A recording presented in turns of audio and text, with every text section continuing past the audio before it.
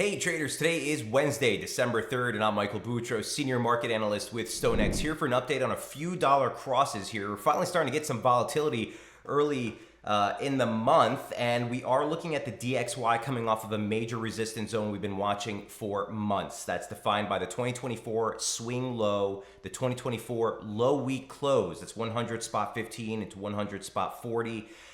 We held there and tested numerous times last week, and we're now attempting a downside break of the objective May low close. That's 99. We need to see a weekly close below this to confirm the break, but right now the threat does look a little bit more weighted to the downside. Here's the daily chart. We've been tracking this ascending channel off the September swing lows.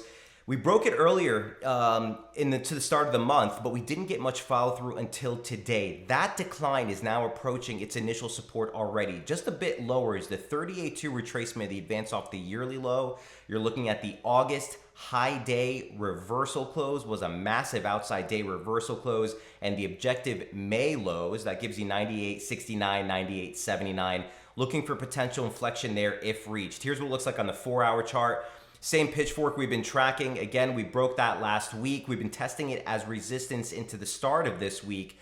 And right now, the index is attempting to break the objective weekly opening range low, which would have us looking for a late week low in price. You do have ADP on tap in just a little bit, so this all might change, but next downside level does converge on a parallel there. Same parallel of the extension off the high. Looking for potential inflection there if reached. What does this mean for the euro? Here's euro dollar also breaking out of its descending channel formation. Very similar scenario. We've now surpassed 1640. Quick look back. Here's the weekly chart on euro. You know, we were sitting at support all month long last week. That was 1504 into 1497. You're looking at the March 2020 swing high and the objective 2022 swing high. We sat there all month long. This is the attempted break and pushing higher here. Here's what the daily chart looks like. So the next level up is 2 equal legs off the low, gives you 100% extension at 1678. This would now constitute an 8th consecutive daily rally in the euro. Last time we saw an 8-day rally was actually a 10-day rally, and that was into the open of July. And we see how that kind of topped out right into uptrend resistance. So there is the potential for a little bit of a higher swing here. You got momentum at its highest readings also since September. So be on the lookout here.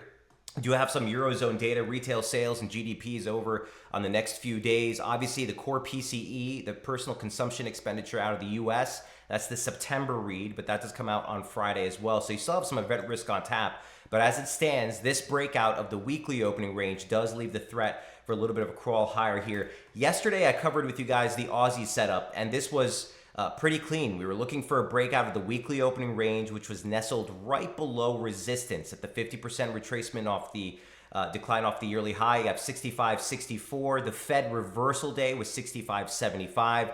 We're breaking through that, and that advance is now approaching that 618 retracement we talked about near 65.97.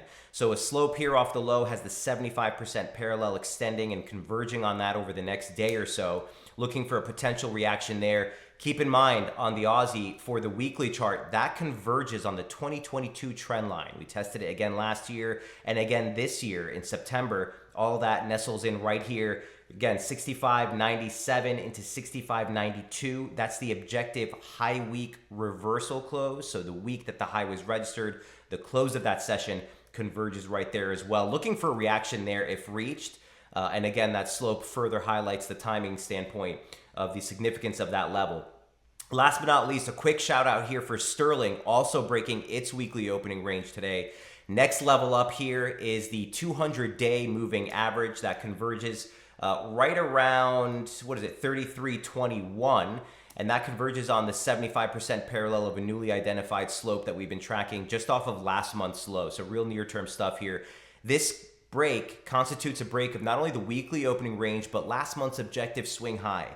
So the near-term threat is for a little bit of a crawl higher here. Look for initial support back at 32.69, bullish invalidation at the weekly low. Same thing on euro dollar. Look for initial support at 1640, former support into 1645, bullish invalidation at the weekly low. And on the DXY, near-term resistance 99.27. That's last month's low day close, and it converges on that parallel. So we'll be looking to see if we get any follow through here. We do have, like I said, ADP out in just a few minutes. Probably by the time this is published, it'll be out. Look for a reaction there.